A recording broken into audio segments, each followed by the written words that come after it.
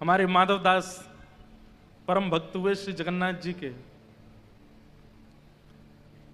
आपके चरित्र में वर्णन आता है कि आप 22-23 वर्ष की आयु में जगन्नाथपुरी गए थे पहली बार। इनकी पत्नी का निधन हो गया था और इनका छोटा सा बालक था।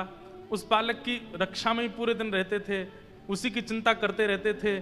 मन में सोचते थे इसका ध्यान कौन रखेगा, इसकी सेवा कौन करेगा, इसको बड़ा कौन करेगा। इसकी माँ तो चली गई। एक दिन एक वृक्ष पर से एक घोंसले में से एक अंडा नीचे गिरा, तो जैसे ही गिरा इन्होंने उसको देख लिया। अब अंडा नीचे गिर रहा था, तभी ये बोले अरे अरे ये तो अब खत्म होगा। पर तभी नीचे कुछ सूखे पत्तों का ढेर था और वो अंडा आकर के उसमें गिरा। दौड़ करके जाके इन्होंने देखा तो अंडा बच गया।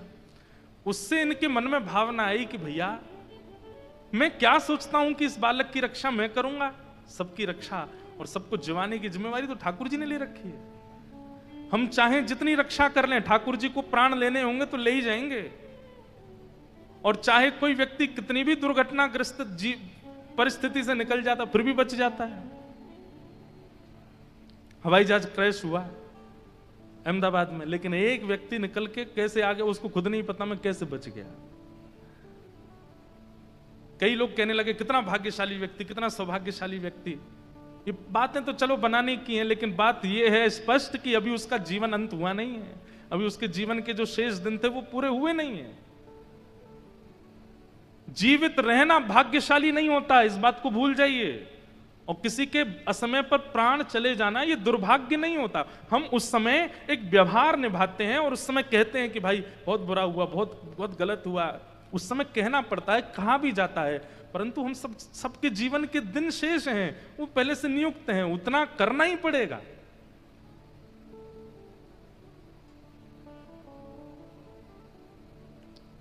माधवदास जी के मन में आया मैं बेटे की रक्षा के लिए इतनी चिंता कर रहा हूं, परंतु भैया ठाकुर जी के हाथ में है सब। ये अंडा ऊपर से गिरा लेकिन नीचे सूखे पत्तों ने इसको बचा लिया। इसका मतलब यह है कि ठाकुर जी ने सबको सबकी व्यवस्था कर रखी है। कोई माता पिता के बिना भी पूरा जीवन जी लेगा। और अपने पुत्र को अपने परिवार के हवाले करके और माधवदास जी जगन्नाथपुरी चले गए। कहते हैं कि जब माधवदास जी ने पहली बार नील चक्र देखा, जगन्नाथ भगवान के जो शिखर पर नील चक्र विराजमान है, बंधुओं उसकी बड़ी महिमा है। जगन्नाथ महाप्रभु के जो शिखर पर नील चक्र है वो इतना विशाल है, कहते हैं कि उस नील चक्र का कोई मोल नहीं बता सकता कितना मोल है, कितना मूल्यवान है। और बोले उसका भार इतना है कि यदि नील चक्र के भार के समान कुछ वस्तु अगर पृथ्वी पर गिर गई तो जितना जगन्नाथ जी का शिखर है उतना गड्ढा हो जाएगा भीतर, इतना भार है। तो माधवदास जी ने जैसे नील चक्र देखा, नील चक्र देखते ही उनके मन में इतनी व्याकुलता, इतना रोए माधवदास जी। क्यों रोए? इस बात से वेदना में आ गए कि मैंने अपने जीवन के 24 वर्ष गवा दिए बिना जगन्नाथ जी को देखे। आज 24 वर्ष बाद देखने आया हूं मैं इनको। अरे मैंने अगर 24 वर्ष पहले से महाप्रभु जी का दर्शन किया होता तो कम से कम 24 वर्ष के दर्शन की अवधि से आज मुझे महाप्रभु जी मिल गए होते। इतने व्याकुल और इतने पीड़ित अपने आप को मानने लगे कि मैंने 24 वर्ष क्यों गवा दिए। समुद्र के तट पर जाकर के बैठ गए, अन्न जल त्याग दिया, अनशन करने लगे, प्राण त्याग दूंगा मैं क्योंकि मैंने 24 वर्षों को व्यर्थ कर दिया। बताओ, हम लोग इतने बड़े बड़े हो जाते हैं, हमारे मन में ऐसी बेचैनी आती कभी, ऐसी व्याकुलता आती कभी? हमने इतने साल बाद जगन्नाथ जी के दर्शन किए, ऐसी बेचैनी कभी नहीं हुई। लेकिन उनको बेचैन देखो, किस बात से बेचैन है कि मैंने इतने दिन तक दर्शन क्यों नहीं किया।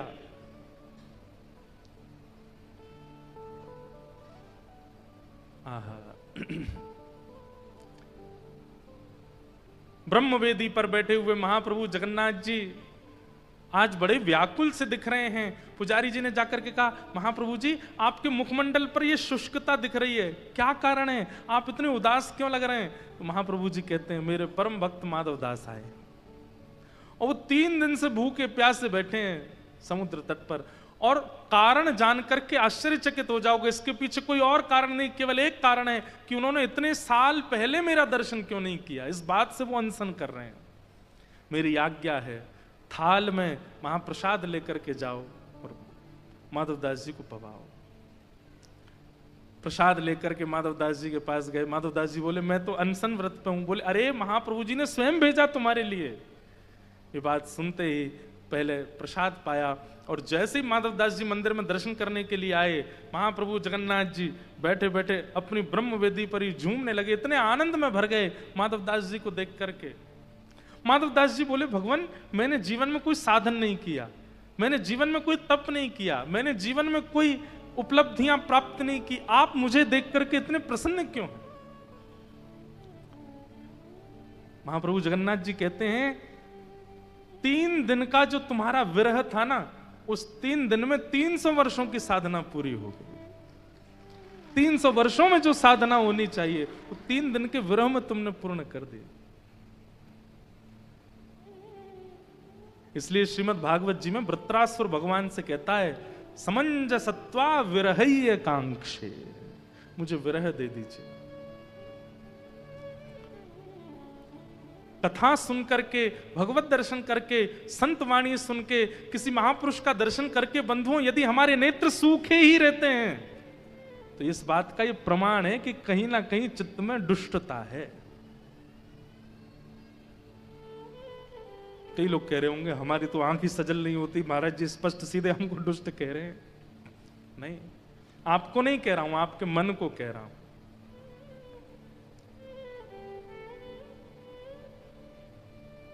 परसों जगन्नाथ जी की रथ यात्रा होगी। उस कथा में आपको गड्ढे की सब्जी मिलेगी रोज कथा में। गंगा जी की चर्चा भी सुनाएंगे, बद्रीनाथ जी की भी सुनाएंगे, क्योंकि जगन्नाथ रथ यात्रा है तो इसलिए जगन्नाथ जी की भी सुनाएंगे। इसलिए सारी चर्चाएं मिश्रित होकर के प्राप्त होंगी, इसलिए ध्यान से सुनना है। महाप्रभु जगन्नाथ जी बड़े बड़े बड़े किन शब्दों में वर्णन करूं मैं उनका। ऐसे प्रिय ठाकुर जी हैं, उनको सब पता है, सबका ध्यान है उनको। कौन मुझे कहां से किस प्रकार पुकार रहा है, किस प्रकार बोल रहा है, आप नहीं जानते। ये रथ यात्रा भीड़ के लिए नहीं होती है। लाखों में कोई ना कोई माधवदास खड़ा है, कोई ना कोई सालबेग खड़ा है, कोई ना कोई मीराबाई खड़ी है, उसके लिए महाप्रभु निकल के आते हैं। आपको लगता है कि वो रथ पर बैठ करके भीड़ जमावड़ा जमा के ठाकुर जी चले गए? नहीं, कितनों के हृदय की इच्छा पूरी करने के लिए महाप्रभु। एकमात्र पूरे भारत में, हमारे विश्व में ठाकुर जी ऐसे जगन्नाथ जी हैं जो स्वयं उतर करके आते हैं, रथ पर बैठ करके सब भक्तों के बीच में घूमते हैं। अभी बजा रहे हैं इसलिए मेरा गाने का मन कर रहा है। सालबेग ने स्तुति गाई, जो कि जन्म से मुस्लिम है, जिसको दर्शन करने के लिए मंदिर में प्रवेश की इजाजत नहीं है, और वो जब रथ में ठाकुर जी का दर्शन करता है, आहे नीला शैला प्रबल मता वारण, प्रबल मता वारण, मुआरतन लेनी बनकु कर दलन, आहे नील शैला प्रबल मता वरण, प्रबल मता वरण, मुआरतन लेनी बनकु कर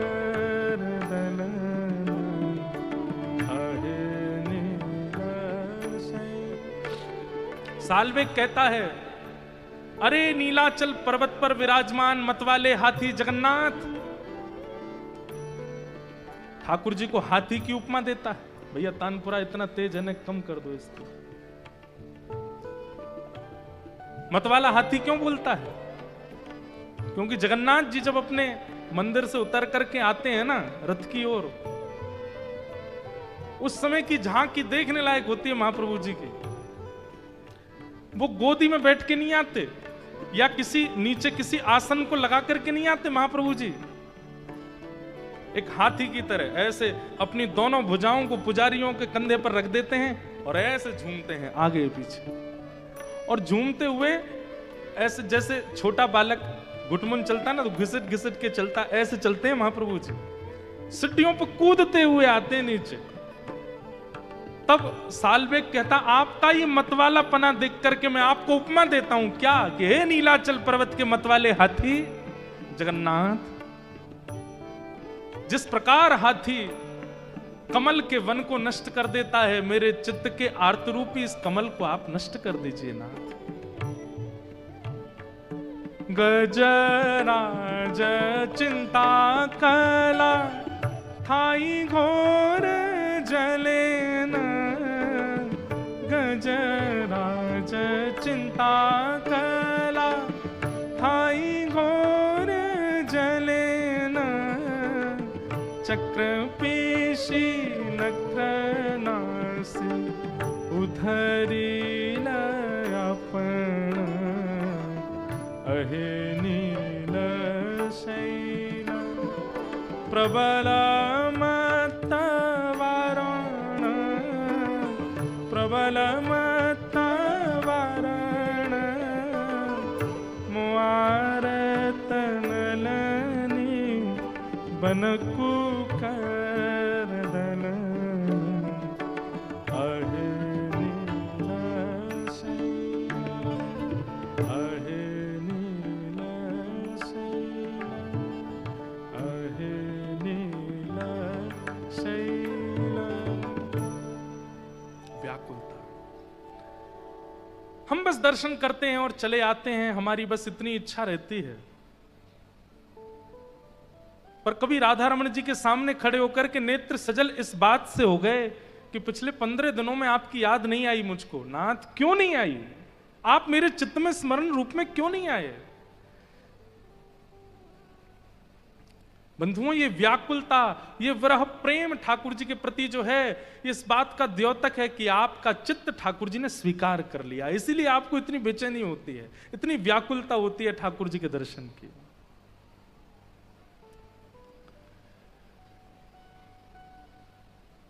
सूत जी महाराज कहते हैं, इस घनघोर कलिकाल में जब तक मृत्यु का भय चित्त में है, तब तक मानव कल्याण संभव नहीं है। व्यक्ति धन के पीछे इसलिए भाग रहा है क्योंकि उसके अंदर यह बात कहीं ना कहीं बैठी है कि मेरे एक दिन प्राण चले जाएंगे, उससे पहले मैं धन कमा लूं, ऐश्वर्य कमा लूं, नाम कमा लूं, प्रतिष्ठा कमा लूं, उससे पहले मैं ये कर जाऊं, ये बना जाऊं, ये छोड़ जाऊं, ये कर जाऊं। ये मृत्यु के भय के कारण ही व्यक्ति जीवन के इन माया जाल में पड़ा है। और इस मृत्यु के भय को दूर करने का एकमात्र साधन है क्या? श्रीमद् भागवत। भागवत की कथा इस बात से आपको परिचित कराती है कि मृत्यु के भय से भयभीत मत हो, बल्कि इस बात से भयभीत हो जाओ कि कहीं प्राण चले गए और उससे पहले मुझे भगवत दर्शन नहीं हुआ तो, कहीं मेरे प्राण चले गए और उससे पहले मैंने ठाकुर जी का साक्षात्कार नहीं किया तो, मैंने इतना नहीं कमाया, ये चिंता तो है। अब जैसे किसी को गंभीर बीमारी बता दी जाती है तो वो अरे अभी तो मुझे ये करना था, अभी तो मुझे वो करना था, वो कमाना था, ये खरीदना था, ये बनाना था। अरे डॉक्टर ने कोई गंभीर बीमारी बता दी तो इस बात से हम परेशान नहीं हुए, नाथ मुझे ये बीमारी बता दी गई और अभी तक मैं आपको साक्षात्कार ही नहीं कर पाया, मैं आपका दर्शन ही नहीं कर पाया, मैं अभी तक वृंदावन के रूप को नहीं पहचान पाया, मैं अभी तक यमुना जी के स्वरूप को नहीं जान पाया और मेरे जीवन के अब दिन अल्प बचे हैं, इस बात से व्याकुलता।